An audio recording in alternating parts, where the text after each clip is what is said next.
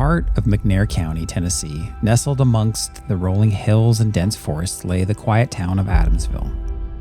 But beneath its peaceful facade, a dark current of corruption, moonshining, gambling, and prostitution flowed, particularly along the notorious Mississippi-Tennessee state line. It was into this simmering cauldron of vice that Buford Hayes Pusser, a man destined to become a legend, would walk tall, carrying a very big stick. Gentleman here is the gentleman whose life is the subject of the movie Walking Tall, Buford Pusser. Hi, Buford. Welcome to the show. From the moment he donned his sheriff's badge, Buford Pusser declared war on illegal activities plaguing his community. He was relentless. His methods often unconventional, but undeniably effective. He smashed moonshine stills, raided gambling dens, and confronted the criminals who operated. He faced constant threats, numerous assassination attempts, and endured multiple stabbings and shootings. He was shot 8 times and stabbed 7 times throughout his career, each scar a testament to his resolve. Buford Pusser's unwavering commitment to justice, his courage in the face of overwhelming odds, and his willingness to walk tall against corruption earned him national recognition, inspiring books, songs, and the famous Walking Tall movies. Join us as we explore the real-life history of this larger-than-life legendary man.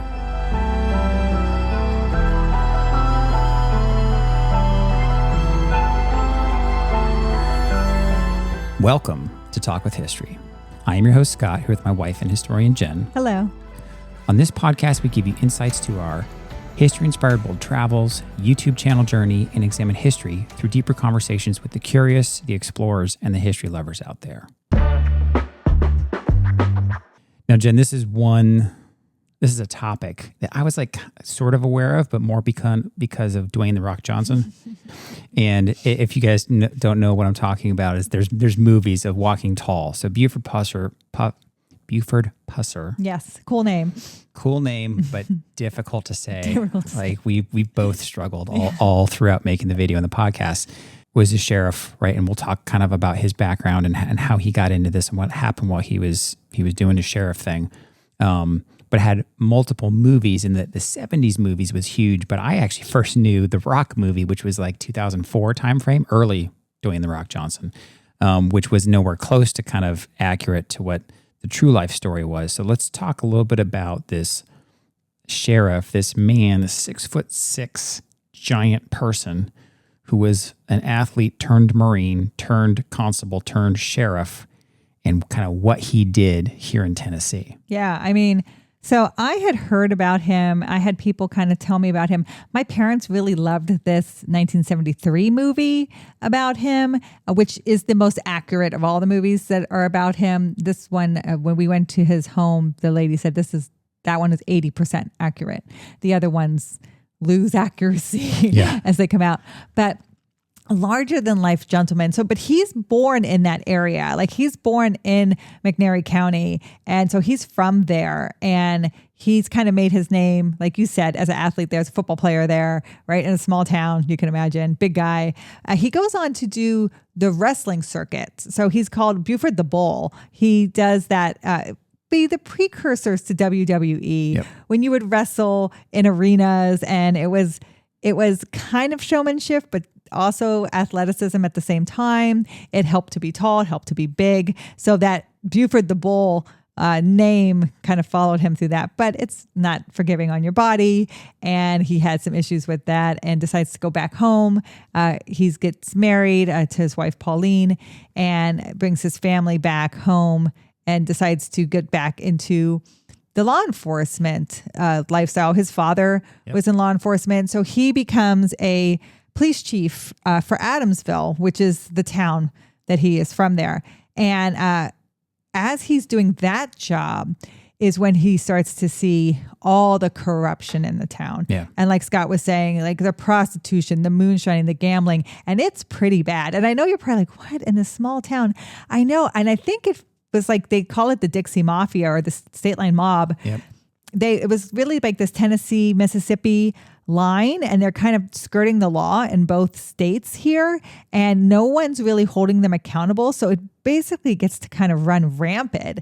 And because of that, and they're buying off the police force, when he steps in to fight it, I mean, he basically gets almost killed. And like Scott said, he's shot many times. There's a couple assassination attempts against him. So he becomes so upset and mad about this that he fights the corruption back, and he's logging, he's helping clear land and log. And so he finds a really big stick, for lack of a better term, like almost like a huge bat. It looks like almost like a small fence post. Yeah. And he carries that around, and he busts up like the stills, the moonshining stills and gambling rings. And he's just busting things with this huge stick that becomes synonymous with his legend.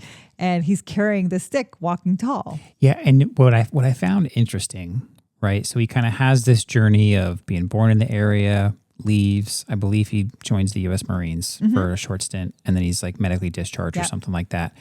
Goes up to Chicago, does the kind of professional wrestling thing, gets married. So his wife's probably like, hey, this professional wrestling thing isn't so good. Let's go join the family business, right? So heading back home, I wondered, and I don't know if this is addressed anywhere, if this state line mob had been going on for a while, and his father was a sheriff before him.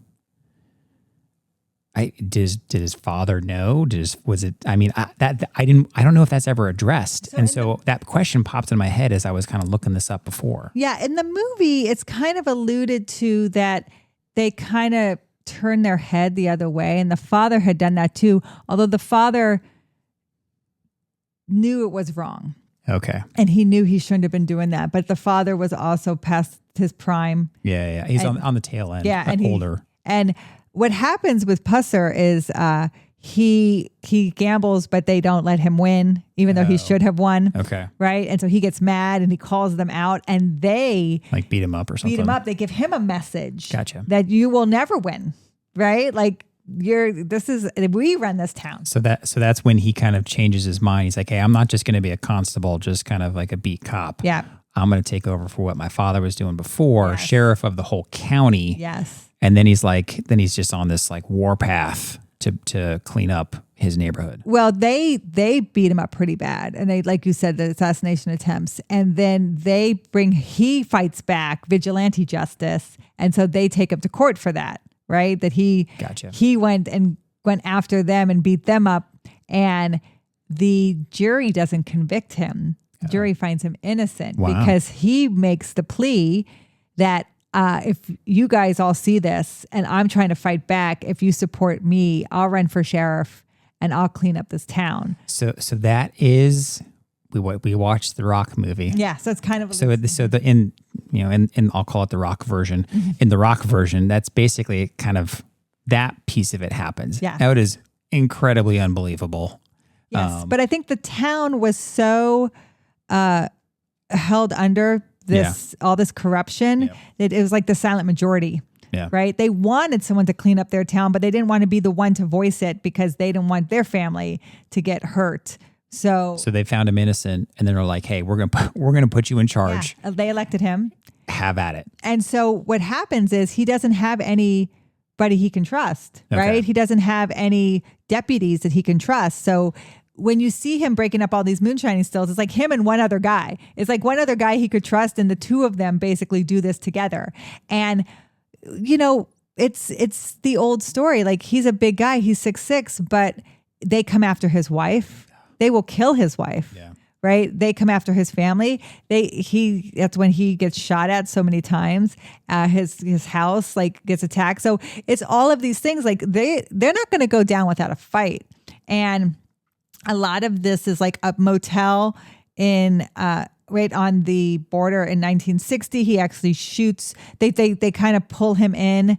They call the police and say something happened there. So when he comes in, they try to ambush him and shoot him. And he shoots the woman who has the gun. In 1960, shooting a woman's kind of a big deal. Yeah. Right. So, but she's the madam of this prostitution ring. And so he always feels bad about that. And then her fiance, boyfriend, husband retaliates, and that's when they shoot him in 1967. And then it's still that those same people who will kill his wife in August of 1967. They try to kill him, and they almost do, but they kill her. And sorry. No. I was going to say, if I remember correctly, how they ended up killing his wife was he got a call to go somewhere. And I think she was with him at the time. Yeah, she wanted to go for a ride with him. She wanted to go for a ride. And so he goes out there and they ambush him. And they basically just kind of have these like automatic weapons. I don't know what they are, but they're shooting up the entire car. So whoever's in the car, they're shooting. Yep. His wife is one of them. She's killed. Is that when he like gets like shot through the jaw? To the jaw. Yep. So his face is all messed up. He has a lot of surgery. And you'll see when we put it in the video, it's pretty incredible that he got, I mean, let alone getting shot like 8 times, stabbed a bunch of times and all this stuff, but then getting shot through the face. I think I read he was in the hospital for like 18 days, required multiple surgeries to come back, had scars for life, obviously, but was kind of still functioning and came back. And, you know, I think I've read somewhere somebody called him the unkillable cop. Yeah. I mean, and he was sheriff until 1970. This is 1967. And then he's elected constable of Adamsville, 1970, 1972. And the movie comes out in 1973, and then he's killed in 1974. So his life is pretty fast when you think about it. Yeah, and the reason I think that I read when I was looking this up before the podcast, that he wasn't elected sheriff again was because they had term limits. So he had done 3 or 4 terms all in a row. Yep. And so he had done his last term. And so I guess what the people actually did is they saw, hey, this is his last term. So they wrote him in. They did. They wrote him in, and I don't think he was sheriff again, but that's why he got to be constable again. Yeah. And so he kind of he got to keep patrolling the streets and trying to keep things safe. So he was making such an impact that the community was like, we're just going to write, because he wasn't allowed to campaign, but everybody else wrote him in, and that's how he kind of got to continue all the way to the very end. Yeah, the people wanted him, and he really was a man of the people. He really was fighting for the people, and so much so that, you know, his family was really put on the line through all of this. What's interesting is it starts to get recognition, especially after his wife is killed. It gets statewide recognition. He gets support from the state. These people that are there, the mafia, the State Line Mafia, the Dixie Mafia, this crime circuit, like they're not going down without a fight. Yeah. So you can imagine how lucrative this must have been and how long it went on for them to put up this much of a fight against a man who's bigger than life, who's getting all this attention, and they're still fighting back. Yeah, and it was interesting because, you know, he gets national attention, and all of a sudden they made a movie about his life. Yeah, this is why he's still alive.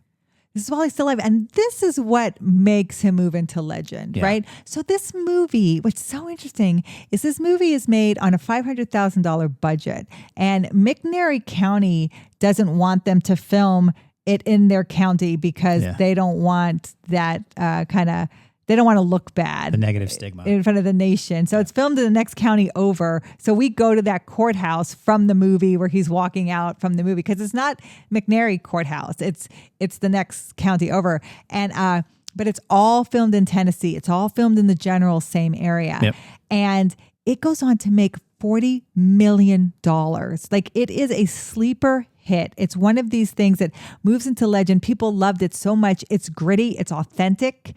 It's filmed there, right? And the new actor, Don Baker, who does a great job, who moves on into playing character actors, and you would know him today. For those watching, I'll flash his picture up on the screen, but you guys will recognize him for a fair amount of stuff. So he does such a good job portraying this one-man fight, almost like this, like Robin Hood, right? This man who is fighting back with the corruption with the long bat and taking on the whole town on his own, and that's pretty close to the truth. And then his wife dying, that's the end of the movie. And so in reality, you know, it comes out in 1973. 1974, Buford Pusser is he's actually asked to star in the follow-up movie. They make 2 more movies after this, and he's asked to star in the movie, and he wanted to get some things right about himself, and he had met in Memphis that day, and he's actually driving back from that meeting, and went to the fair in town, driving home right on the main street back to Adamsville, and his car basically overturns and he dies. And there's still speculation today. Did someone mess with his car? How did this happen? But he dies in 1974. He never gets to star in that movie. And there's a marker right there on the main road where he dies. And so it's never really finished, like what happens with all of that. And now his house today is a museum. And they did a phenomenal job with that. So that's kind of where we went and where we did a good portion of our filming. Mm-hmm. And they did, the nice thing about every now and then with some of this more recent history stuff, they have, when we go to these museums, they have like all the newspaper articles, and they had a bunch of like downstairs, they had a bunch of the movie memorabilia and stuff like that. They had a little video that we watched in the beginning, which was entertaining.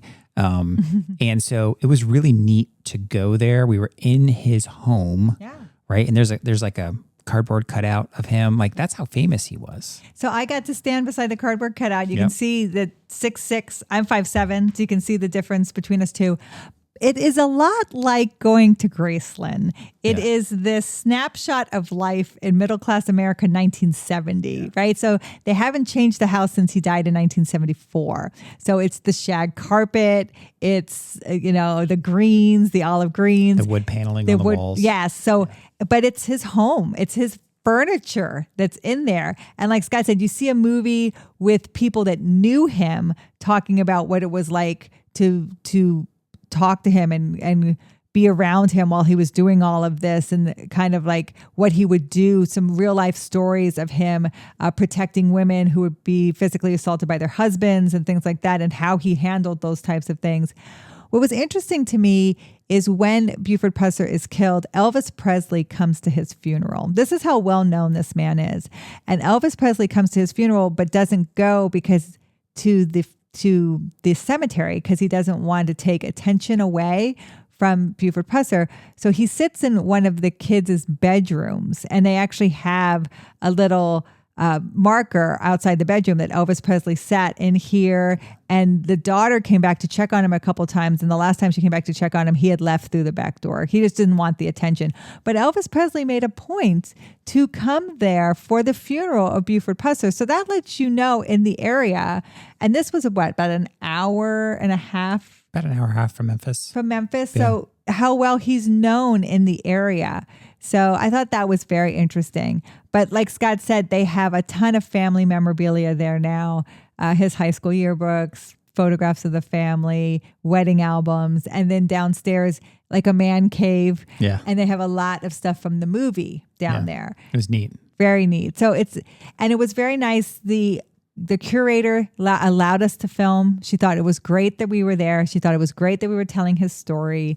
It's now at 342 Buford Street in Adamsville, Tennessee, and it is considered the Buford Pusser Museum. It's not open on Sundays. It's only open Wednesday, Thursday, Friday, Saturday. Yep. And what's neat is they have a little marker to him down the street, and they have a big water tower that even has his silhouette on it and says home of Buford Pusser. So they really have embraced this man in Adamsville, Tennessee. And he's died, over 50 years ago. Yeah. So it's just very interesting to be able to tell his story. Like Scott said, he's still influencing movies today. Walking Tall with The Rock. I enjoyed The Rock. It's kind of classic early 2000s. There's not a ton of plot line. It's just The Rock going in, cleaning up his hometown, bunch of action. Things happen pretty fast. I think Johnny Knoxville is his like sidekick guy. So the one person he can trust. Mm-hmm. Yeah, and there's some pretty deep, big name actors in this 2004 timeframe movie. So it was pretty fun. And when we watched it, it even said in honor of Buford Pusser at the end. It actually says that. So you think of this man, he really did make a name for himself, and the movie became a cultural phenomenon, going from 500,000 to 40 million. Even my parents love this movie. So when I had shown my mom pictures, she's like, Walking Tall. Like she even knew where we were. And it's just so amazing from that era, that 70s era, people know this movie and know this man. So it was really neat to go there. We went to the museum, his home. We went to the marker where he died. And then we went to the courthouse where they filmed a lot of the movie. And you even know this, John Don Baker will walk out of the courthouse. We did all of that and talked about it there. All of this is rural parts of Tennessee. And it was very beautiful area, but definitely you can tell if there was corruption and if there was, a crime ring, this would be the area because you have all these back roads and all these places with, moonshining could take place where hotels could be hidden out and the debauchery could happen there. So I could understand how this would be an area where something like this could prosper. Yeah, it was really neat to just be able to every now and then do some more recent history. Because I think it was the radio host, because you go on the local radio station once a month, and they had asked you if you had gone and visited that. And that was one of the reasons that we went out there and did this. And it was neat. It was really cool. Yeah, he keeps asking me about it. So I just want to remind people too that they have just excavated Pauline's grave. So his wife's grave, they excavated it in 2004. They were exhumed. They were reinterred. No one knows what has come out of that. And I think people were saying they were investigating to see how she was killed and to just verify that because her case is still considered an open murder case. No one has ever been charged with her murder. Yeah, that's one thing I think I saw too, is like one of his things was he wanted to bring the men to justice that killed his wife, and he never technically found the men that did that. And so, 2004, they were exhumed, reinterred, and we go to their graves. So you'll see that on our video as well. We go to both their graves, we leave flags for them, and we honor them, but this is still ongoing. Now, Buford Pusser, again, was in an accident, and his car is at the museum. So if you want to see what's left of his car after that accident, they actually garage it there so you can see it. Pauline is still an open murder case. So that was very interesting to learn about that. But it is it's super cool to go and visit. Yeah, it's fun. And even when we were there, people were visiting. There was more people there than I expected. Yeah. I mean, I think, like I said, he's really a part of the American story. Especially here in Tennessee. And one of those legends that has kind of become larger than life. Yeah. So it was really neat to go. It was super cool. And that brings us to the end of our journey through the remarkable and often violent life of Buford Pusser. From a towering figure who wrestled bears to the relentless sheriff who single-handedly took on the criminal underworld of McNairy County, Pusser's story is a testament to a fierce dedication to justice. He left his mark on Adamsville and on American history, his legacy forged in courage and sacrifice. Join us next time as we delve into another fascinating chapter from the annals of history. And until then, keep exploring, keep learning, and keep walking tall. Thank you. This has been a Walk with History production. Talk with History is created and hosted by me, Scott Benny. Episode researched by Jennifer Benny. Check out the show notes for links and references mentioned in this episode. Talk with History is supported by our fans at thehistoryroadtrip.com. Our eternal thanks go out to those providing funding to help keep us going. Thank you to Doug McLiverty, Larry Myers, Patrick Benny, Gail Cooper, Christy Coates, and Calvin Gifford. Make sure you hit that follow button in that podcast player, and we'll talk to you next time.